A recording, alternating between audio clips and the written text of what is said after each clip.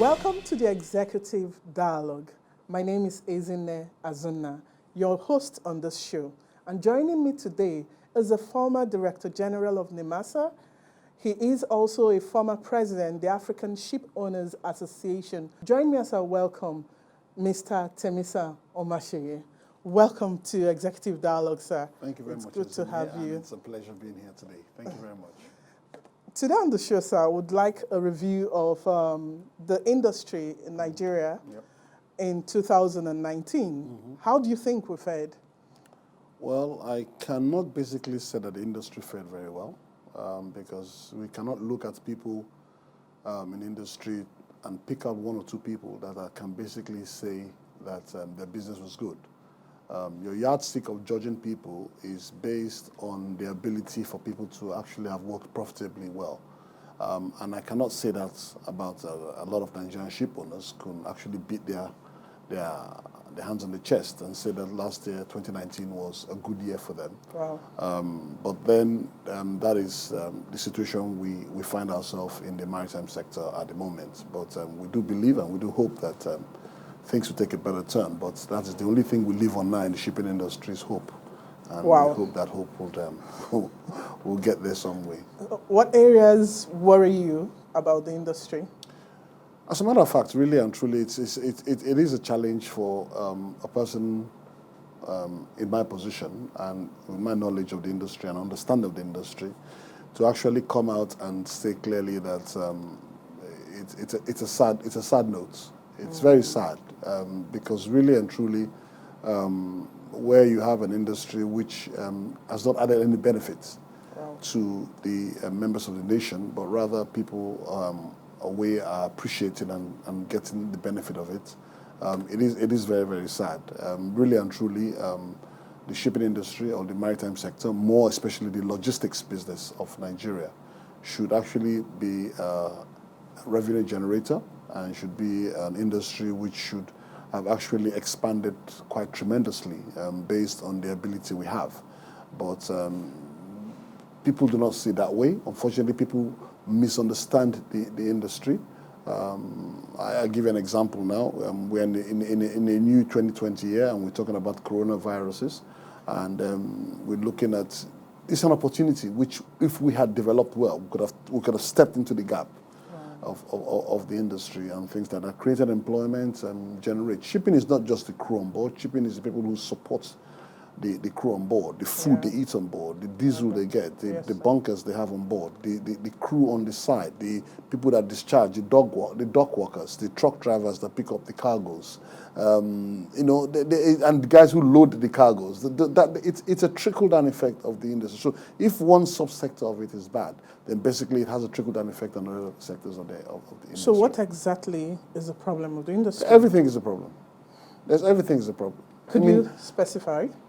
Okay, first of all, which is something which you hear being sung out quite a bit. One, okay, we are a major importing nation and we're a major exporting nation on the first instance. Two, that is one aspect of it. Majority of good, which I'm sure you've heard of in time, I don't have to reinvent the wheel, 95% of all goods imported and exported are done by ships. So let us wake up and put up our hands. How many of those ships are Nigerians? So first of all, in that aspect alone, you first of all have that. Two, you have situations... Let me stop you on that. Why don't we have ships? Well, basically, maritime business is very capital intensive. It requires a lot of lending and a kind of long-term lending as well. And also it requires a low interest rates. Unfortunately, our banks in Nigeria are just banks for trading. They buy and sell. They do quick turnaround profit. Nigerian banks do not have the sustainability to give you long-term lending for more than 5 years. What can we do to get there? Well, they're going to be recapitalized, or basically we have to use what we don't have to get what we want. How does that play? Okay, using what you have to get what you want is basically quite simple, okay? You have shipbuilding nations. Nigeria is not a shipbuilding nation. We don't have the capacity, we don't have the ability to begin to build vessels as we are in Nigeria. So the bottom line, quite simply, is that there are shipbuilding nations around the world. You have South Korea, you have Japan, you have Singapore, you have the United States, you have other countries. So those people who are using their shipbuilding to sustain their economy, which basically if their shipbuilding industry collapses or their steel industry collapses, their nation collapses. So why don't we use what they have to get what we want? So why don't we, in the interim, tie up some kind of agreement with them and say, look, you build our ships in the interim for us, and just use that here in Nigeria. So you use your banks to finance. So let them use their banks to finance it, and we use that and bring that in and use whatever we have to support. But we tried that that was proposed for CVFF. No, it wasn't. It's a concept which we've been pushing, but unfortunately people do not seem to understand it yet. But now I think we are right now where we have our backs to the wall. So let's see how people are going to think about it. We really are. You know, I used to have an uncle who say, he who is down fears no fall. That is where we are right now. Where we are right now, nobody's afraid of falling further, because any further is just basically we're digging a hole. So that is how bad it is. And really, we have to tell ourselves some truths. You know, the only time to solve a problem is to tell yourself the truth about the problem. Look at yourself in the mirror and tell yourself, that lipstick I put on is not right, so that you know that you can adjust it. If not, if your lie is looking good and you go out there, then you'll be the laughing stock, which is what we are right now. Wow. So I'm taking a deep breath, because I'm taking a deep breath. The whole aim is to get you to destabilize you a little bit, and I think I've done that. I'm taking a deep breath because I recall that in the last 4 years, we've had a lot of activities in the industry, especially from the side of NIMASA. We've had various activities that have even drawn power players into the industry. The popular even NIMASA award has drawn attention of various governors and all that. Can't we leverage on those? Leverage in what direction? On those contacts and in what direction? Engage them. No, I'm asking. The policy makers it's all nice. I mean, it's all very nice to have this to show what you're doing. I'm a shipping man. I believe in assets. I believe in vessels. I believe in those stuff. And if I don't see them, that is, you know, we had a dinner yesterday with the new DG, and they were saying, look, the bottom line is that we have to create a scorecard. The scorecard is based on the exams which has been set. Now, the bottom line at the scorecard of any ship owner is to own a ship. Now, let us forget about, I love what they did. I enjoyed it. It's good to make noise about our industry and, you know, bring it to the foreplay. But the bottom line, quite simply, is that how many ships have we bought? How many ships are plying Nigerian waters? I'm not going to put my money into an industry where I feel that the regulator who's supposed to protect the industry is not protecting the industry.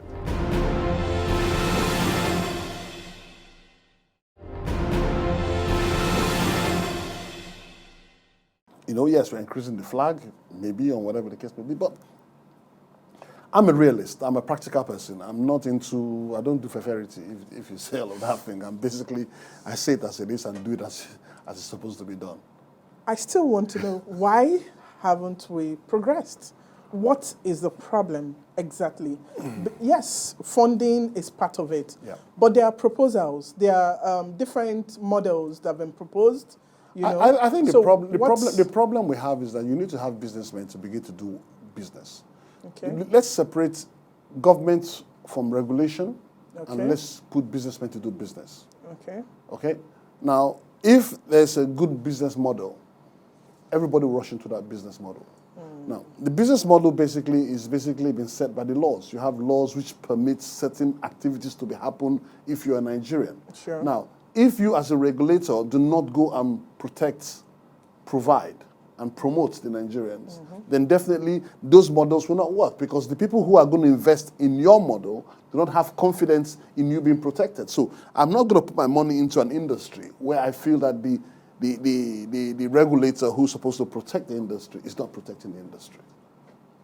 Wow. Which way forward, sir? Plenty ways forward. How do we move forward? Well, the opportunities are still there. I'll give you an example. NNPC right now, whether we like it or not, and in the interim, we are still, whether they cut the crude of oil price, they cut the production of Nigerian crude oil, or whether we like it or not, we are still going to be exporting in the region of about 2 million barrels a day. Just on present estimate, 2.2 million barrels a day. So whether we like it or not, we still have our crude. Even if the crude runs out, the beauty about Nigeria, as God has blessed us, is that Nigeria is a gas nation. So we have more gas. I mean, they call Nigeria a gas nation with a bit of crude in it, so which means that we still have the potential of the gas. So Sure. all hope is not lost. But whether we like it or not, there are two ways these goods can be moved out. They can move out by pipeline or they can be moved by vessels. And by virtue of that, I think it's an opportunity for us to begin to regain ourselves and come back. Look at how bad it is. You have a company like LLNG, which is a Nigerian company. Yeah. And they don't even flag their vessel in Nigeria. They flag their vessels in Bahamas. Is that not a slap on our face? You know, that's an embarrassment in its own right, you know. But, you know, I have seemed to understood what the problem is. The problem is quite simply is that, and I said this, I think I had a meeting with the Minister of Finance, and I said the problem we have in Nigeria quite simply is that you go and tell somebody with a novel idea that this is what we need to do to improve the system. Oh, it can't be done in Nigeria. Everybody is corrupt. It's this, that. 10 years down the line, we are saying exactly the same thing. Yeah. And I love the Chinese man saying that the journey of 1,000 miles starts with the first step. And unfortunately, we are refusing to take the step. We are refusing to have faith in our own Nigerians.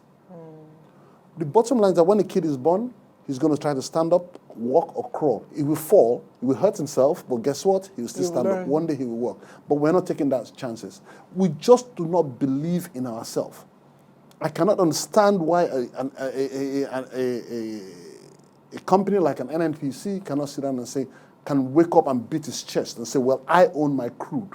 Okay, even if you don't want to give the crude to a Nigerian ship owner to do it because you fear of the issue of insecurity that's going to steal your cargo, okay, create a company. You've created a company called Naira Shipping. What have you done with that? What have you done with your crude? Why have you not changed your change terms to actually lift your own cargo? At least if a Nigerian is doing it, at least you cannot have Nigerian crew on board, Nigerian captains on board, Nigerian channelers on board who can feed the people on board. Those are the challenges we are facing.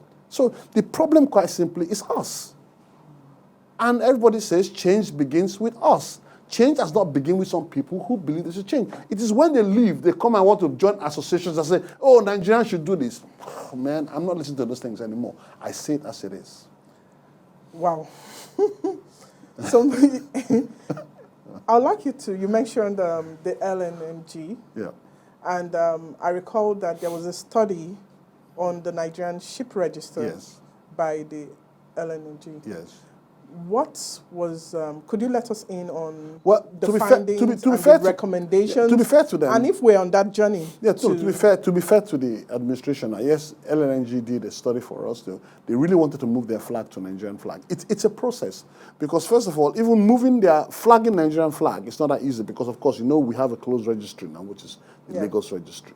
So definitely there was a need to create what we call a hybrid registry, which is a second registry, which will be located.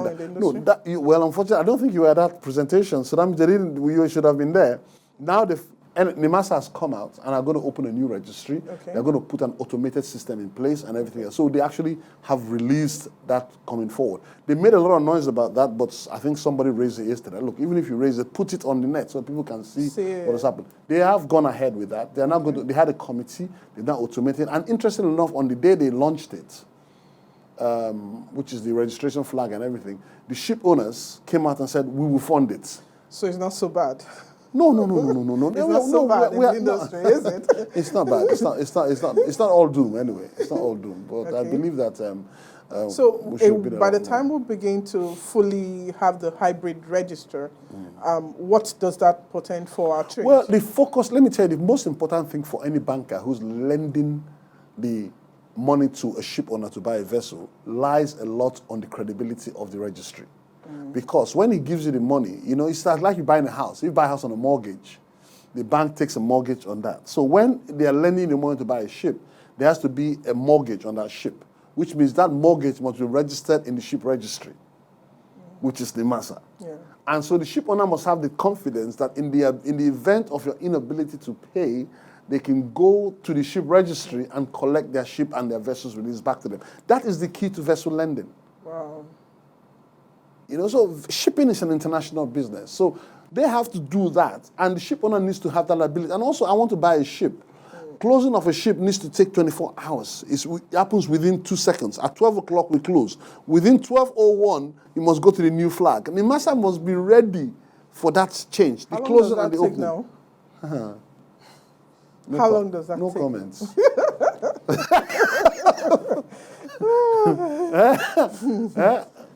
Could you address the issue of maritime education? Because Maritime- I sincerely would like to believe that, yes, we may be crawling, but we're making some movements. We're moving somehow. We may be At the crawling. age of 60. We may be At the crawling, age but of we're 60. moving. I think it's 60 this year, isn't it? Are we? Is it not 60? We're 60 this year. We're 60? Yeah. Okay. Yes. October 1st, 60, yeah. So, maritime education, you Yeah. know, over time, the dearth of seafarers, the dearth of seafarers, dearth of, you know, various skills in the sector had come up. And recently we saw a revitalized Maritime Academy of Nigeria, you know. What do you think, given with what is happening at Manoron now, what do you think we should improve on? How do we improve on that so that we don't just Well, dwell first of all, I must on- commend the director, who's actually put a bit of life into the place and is waking up the place quite a bit. But you must remember that the issue of the Maritime Academy purely is academics. You know, shipping is not about just going to the school. Shipping has to do with practical training as well. They have a pact with Shipowners for... I'm not going to go into that angle. I'm just going to focus on what they are supposed to do. As Maritime Academy, they're supposed to focus on the academic side of things. And then after that, you're required to do your sea time, so to get your certificate of competency. So guess what? We are back to square one again. So if there are no ships to put the people who are training on board, they go back to the streets. But I must commend, I think it's Efedra. Yes, Efedra, because I understand quite well, after speaking to him, that they are going to buy quite a bit of simulators. They're expecting them Yes, to some ride. simulators have come in from India here, and then they're also putting quite a bit in this year, which is good. That gives them the almost real-time training. Don't you realize that by everybody going to security boats, when they don't have business, they'll create a security situation? Ooh. I didn't think about it that way.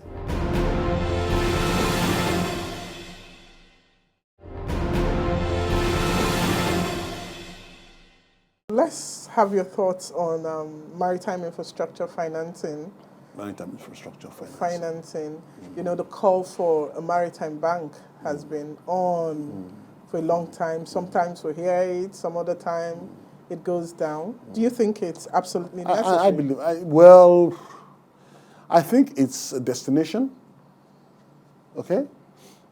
But we need to go through the journey first. So, point A, point B, point Z. Yes. Can we have? I've always been proposed. Simply, I think what we should have right now in Nigeria is a vessel leasing company.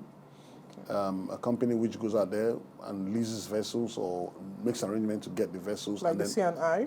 Like a C&I leasing, yes. Just come in, get the vessels, and gives it out to a third party to operate and run and whatever else. And as we begin to develop that issue of the leasing and get stronger in it, quoting that in, then the bank will take a natural course. But I don't think it's right for us to jump into the bank. Everybody just believes the bank. Oh, there are dedicated banks in DVD banks and the rest, which are specifically to maritime and aviation. They don't do anything else. There are banks like that. But I believe strongly that if we start a process of maybe the leasing company and it begins to grow in itself, because like you look at Lekon, Lekon is under BOI, okay? Now, Lekon can easily translate into a bank if it wants to, but it's still covered by BOI. We could also have a vessel leasing company, which can also translate into a maritime bank in the near future. And then we can always use the funds which we have for the CVFF as a seed money to begin to start what we want to require in that area. So any other thing you expect of the industry this 2020? Well, my dear, sincerely speaking, with the level of knowledge or information that one seems to be gathering as it relates to the industry, it's quite scary. You know, even somebody was saying to me yesterday, and it didn't dawn on me that way. I was hinting to him, I said, people have a lot of security boats. And he said, yes, we do. He said, you know, sir, have you thought of the irony that, you know, everybody's going to security boats? I said, that is true. Everybody's going to security boats. He said, don't you realize that by everybody going to security boats, when they don't have business, they'll create a security situation? Ooh. I didn't think about it that way. You know, if I sit down today, I've bought 20 security boats for $20 million or $30 million. All of a sudden, there's no security problem. Of course, naturally, you go and create a security problem. It's not your boats can work. I'll give another example. I asked LNG a question. I said, what's happening, with the issue of the anchorage, the Port Harcourt Bonny anchorage is unsafe. That is where everybody asks. I said, so what happens? You have so many, you are loading on a daily basis. So how do you manage your security issue? Where do you park your vessel? I was stunned. I want to hear. I was stunned. He said, usually we keep the vessels waiting at 200 nautical miles outside Nigeria. Now, they are now reaching us at those locations. They are getting to them at 200 nautical miles. I said, so now what do you now do? He said, they go further. He said, so what we now do now is that when they are very far away, we tell them to wait, that they should just be hanging around in the international waters until the time we need them. Then they just come in and just load and then they now go out again. Is that not bad? But the Deep Blue project, do we have faith in it? Well, the Deep Blue project, I think, is a start. My expectation from this Deep Blue project, first of all, is for us to identify and see. But I always felt that, if we look at what happened in Somalia and look at what happened there, we can take an example from that. Because first of all, the guys who are doing this thing, they are human beings. And I personally think, this is only my suggestion, I keep telling government this. One, NNPC keeps giving out contracts for pipeline surveillance for billions to individuals. They would not like me for saying this, but we don't have long to live, so let's tell the truth. Okay? NNPC gives out pipeline contracts, surveillance contracts to individuals to do it. And still, NNPC is still shouting that there's crew theft. NIMASA has the right to provide maritime security, but NIMASA doesn't have the capacity. Okay? We have the issue of war risks and everything coming in. Then you have the amnesty program, for which government is paying out money on a daily basis out. So, hey, 3 government institutions. One is giving out contract for pipeline. Money going out. The other one is saying, I don't have capacity for security. Another government is paying money for some amnesty. My thoughts.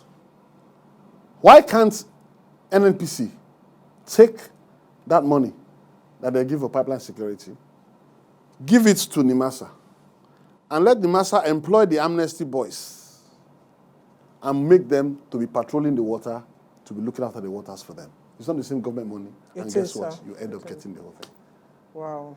Wow. Thank you very much.